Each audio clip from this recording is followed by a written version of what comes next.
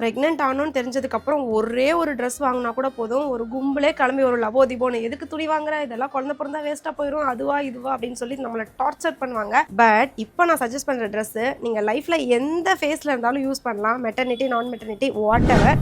Fit check பார்க்கலாமா? ஜிமிக்கி ஜிமிக்கி ஜிமிக்கி பொண்ணு, மினுக்கி மினுக்கி மினுக்கி கண்ணு, வருதே அலையாட்டம், வாக்கிங் வரும் சாக்லேட் செலையாட்டம்.